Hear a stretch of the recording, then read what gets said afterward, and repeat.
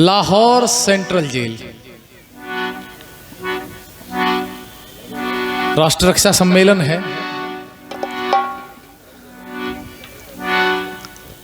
3 नौजवान सरदार भगत सिंह संधू, शिवहरि राजगुरु, सुखदेव थापर, और तीनों नौजवानों की आयु किसी की भी आयु 23 वर्ष से ऊपर न थी। सजा का दिन मुकर्रर हो चुका है, निश्चित हो चुका है। 24 मार्च 1931, एक दिन पहले दी गई थी उनको फांसी। तीनों नौजवान लाहौर सेंट्रल जेल की एक कोठी के अंदर बंद हैं। एक कानूनी प्रक्रिया होती है कि फांसी से कुछ दिन पूर्व अभियुक्त के परिवार वालों को अंतिम भेंट करने के लिए बुलाया जाता है। सरदार भगत सिंह, राजगुरु सुखदेव, तीनों के परिवार वालों को अंतिम भेंट करने के लिए लगभग 15 मार्च का समय निश्चित किया गया। चिट्ठी डाल दी गई। सारा परिवार अंतिम भेंट करने के लिए आज लाहौर जेल में आया हुआ है। माता बहनों सुनो, 6 भाई बहनों में सबसे बड़े थे भगत सिंह। भगत सिंह, भैया आप देख नहीं रहे हो बेटा, वो बाइक चला। पूज्य माता श्री का नाम था माता विद्यावती। पूज्य पिताजी का नाम था सरदार किशन सिंह। छोटे चाचा का नाम था सरवन सिंह। बड़े चाचा का नाम था अजीत सिंह। दादाजी का नाम था सरदार अर्जुन सिंह। परदादा का नाम था सरदार फतेह सिंह। 5 पीढ़ियों ने भारत माता की सेवा की। एक बार भगत सिंह के लिए तालियां तो आप लोगों की बात। और स्वामी जी, जैसा मैंने पढ़ा है कि भारतवर्ष का पहला सिख सरदार था जिसने महर्षि दयानंद से यज्ञोपवीत लिया था, सरदार भगत सिंह का दादा सरदार अर्जुन सिंह।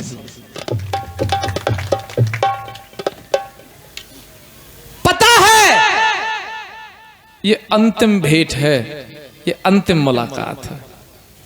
कुछ दिन के बाद हमारा पोता, हमारा बेटा, हमारा लाडला इस दुनिया को अलविदा कह के यहां से चला जाएगा। सारे पहाड़ इकट्ठे परिवार पर टूट पड़े दुखों के। जेलर ने कहा 20 मिनट का समय अंतिम मुलाकात करने के लिए। माता विद्यावती ने भी आशीर्वाद दिया। जेलर ने कहा कि आप लोग तो अभी उम्र में बड़े हैं, ये जो दादा है भगत सिंह का, ये बुजुर्ग है, ये लकड़ी के सहारे से चल रहा है, आंखों में झुर्रियां पड़ी हुई हैं, सर के दाढ़ी के बाल सफेद हो चुके हैं, अधिक देर इंतजार नहीं कर सकता, बैठ नहीं सकता, पहले इसका नंबर दे दो, ये 10-5 मिनट अपने पोते से बात कर सकता है। जेल की दीवारों की तरफ, जेल की सलाखों की तरफ सरदार अर्जुन सिंह चल दिए। हाँ, ये हमारी पूज्य बहन जी हैं उमराला गांव से, और बहन जी के गांव में बहुत दिन पहले जाने का अवसर प्राप्त हुआ था। और बहन जी, आपकी तपस्या की कहानियां मैं आदरणीय नरेंद्र जी से सुनता रहता हूं। हे मेरी बहन, मैं आपके चरणों में प्रणाम करता हूं। आपका जीवन बड़ा तपस्वी जीवन है। एक बार मेरी बहन जी के लिए आप जोरदार ताली बजा के अभिवादन करेंगे। बहन जी का जीवन एक साध्वी की तरह का जीवन वो जीती हैं। वो बूढ़ा दादा अर्जुन सिंह, जरा ध्यान से सुनिए, अब आपस में बातचीत बिल्कुल बंद कर दें। लाठी का सहारा लेके लाठी को टेकता टेकता टेकता टेकता टेकता टेकता जैसे जैसे कदम आगे की तरफ बढ़ा रहा था सज्जनों, कदम भारी होते जा रहे थे, आंखें भरती जा रही थी, हृदय द्रवित होता जा रहा था। क्यों? एक कल्पना करो, आप में से कितने व्यक्ति बैठे होंगे जो पोते पोतियों वाले होंगे। जिसका 23 साल का पोता फांसी पे चढ़ने वाला हो, उस दादा की कमर नहीं टूट जाएगी क्या? भगत भगत सिंह के स्थान पे आज आप अपने पोते को रख के देखो, अपने बेटे को रख के देखो, और एक बार कल्पना करो उस लाहौर जेल में वो भगत सिंह नहीं, कहीं आपका पोता चढ़ रहा होता तो परिवार की स्थिति कैसी होती, उसका अवलोकन करके देखिए सज्जनों। गया सलाखें लगी हुई हैं, अंदर की तरफ भगत सिंह, राजगुरु सुखदेव खड़े हुए, बाहर की तरफ दादाजी खड़े हुए।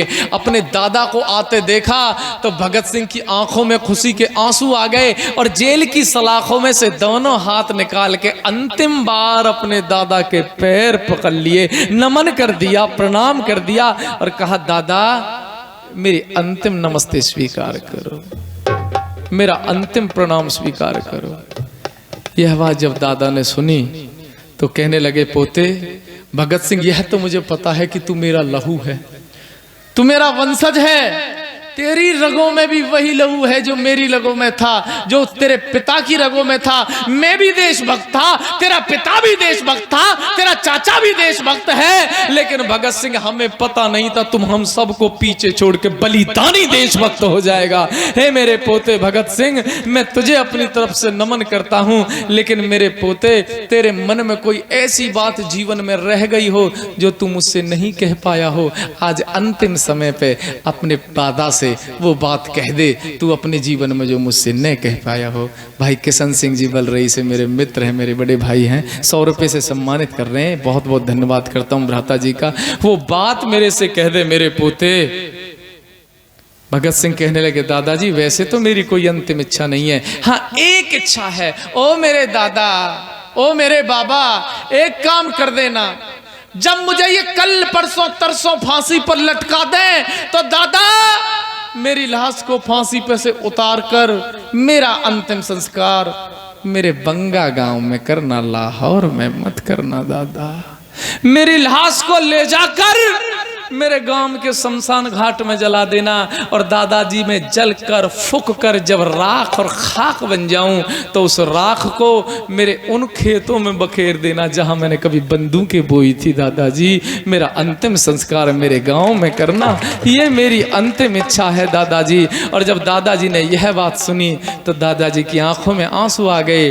तो सरदार भगत सिंह कहने लगे, दादा कि मत रोवे,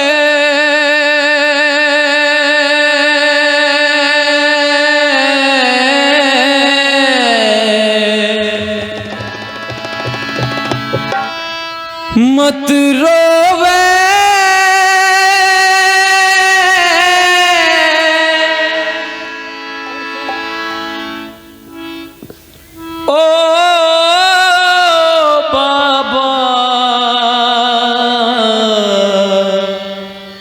बाबा। दादाजी कि मत रोवे, ओ बाबा, पोते का सबर तू करके गांव में लौट जा, तू सत के धाम लौट जा। मत रोवे, मत रोवे, ओ बाबा, पोते का सबर तू करके गांव में लौट जा, तू सत के धाम लौट जा। हो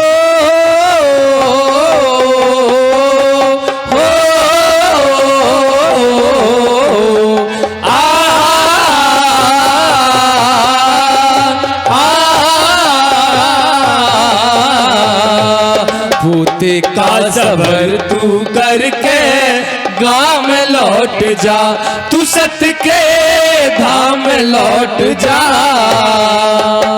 कहने लगे दादाजी, ओ दादाजी,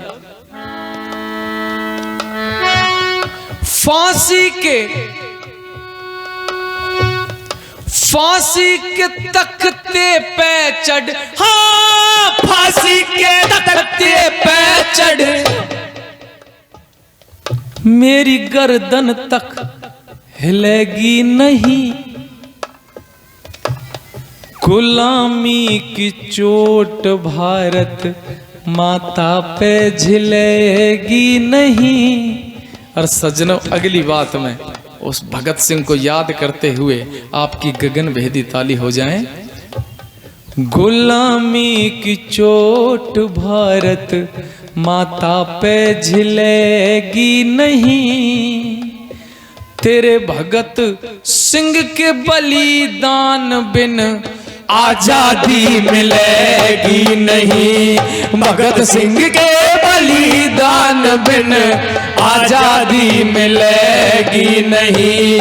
भगत सिंह के बलिदान बिन आजादी मिलेगी नहीं।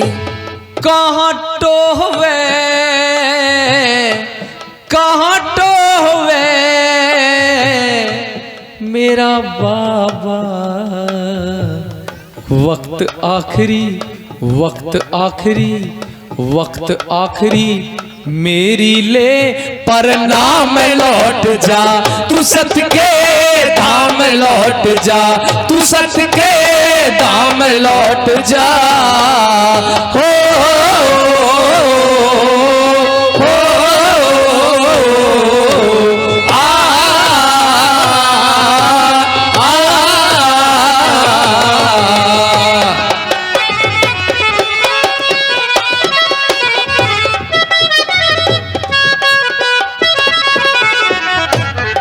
कहने लगा भगत सिंह, ओ भगत सिंह तू तो चला जाएगा, मेरे खानदान का क्या होगा? कौन मेरे खानदान को आगे चलाएगा? कहने लगे भगत सिंह, भाई ये शोर दे प्लीज, मंच के सामने बैठे हैं आप। कहने लगे भारत, भारत माँ की आपत्ति को, भारत माँ की आपत्ति को दादाजी करूंगा दूर, शेरनी माँ का दूध पिया हिम्मत ना करूंगा चूर,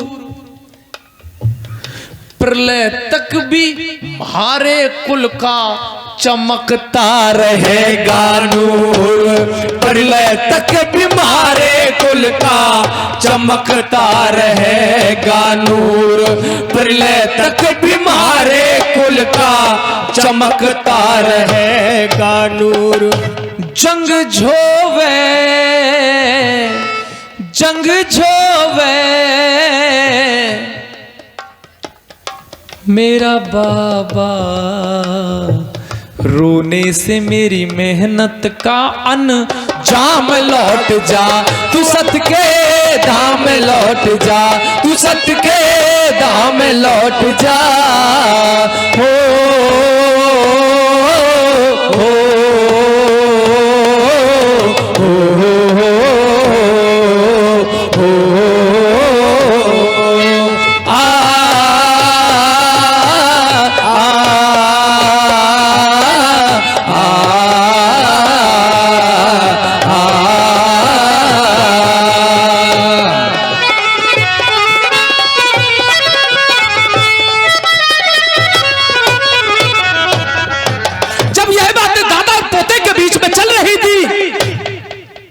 अचानक छोटी बहन संतोष आ गई। महाशय जी, कवि की कल्पना देखिए, वो छोटी बहन आ गई और कहने लगी, जेलर साहब आपकी इजाजत हो तो मुझे केवल 2 मिनट चाहिए, मैं भी अंतिम बात अपने भाई अपने बिरन भगत से करना चाहती हूँ। जेलर की आंखें पसीज गई।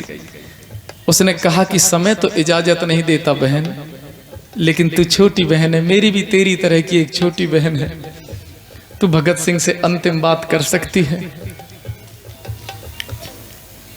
भगत सिंह की जेल की सलाखों के सामने वो छोटी बहन खड़ी हो गई। छोटी बहन को देखा तो भगत सिंह थोड़े से गमगीन हो गए। कहने लगे, कैसे आई?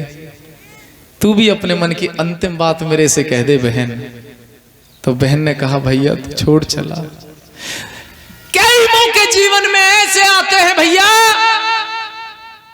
जहां पति की आवश्यकता नहीं होती, जहां पिता की आवश्यकता नहीं होती, जहां माता की आवश्यकता नहीं होती, वहां बहन को केवल भैया की आवश्यकता होती है। ओ भैया मेरी बात को सुन ले। भगत सिंह की बहन आई, भर नैनों में नीर बोली, ओ भैया आज बहन की फोड़ चला तकदीर बोली। विवाह भात के मौके पे मुझे कौन उठावे चीर बोली।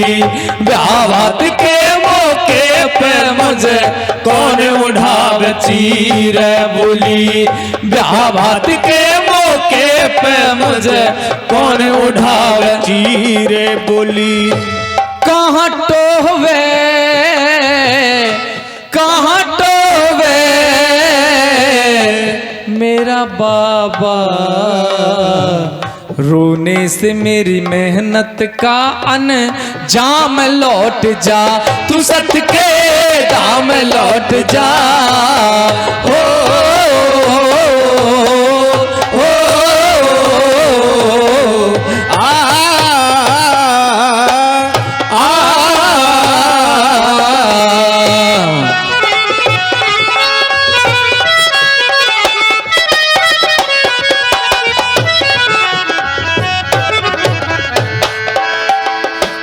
भगत सिंह की बहन आई, भरनैनों में नीर बोली, ओ भैया क्यों आज बहन की फोड़ चला तकदीर बोली। और विवाह भात के मौके पे मुझे कौन उठावे चीर। भैया जब भात का समय आएगा वो पटला सूना रह जाएगा, कौन भात भरेगा। तो भगत सिंह कहने लगे बहन मुझे कुछ अटपटा सा लग रहा, भजन किस किस को अच्छा लग रहा है, एक बार हाथ ऊपर करेंगे, जबरदस्ती नहीं।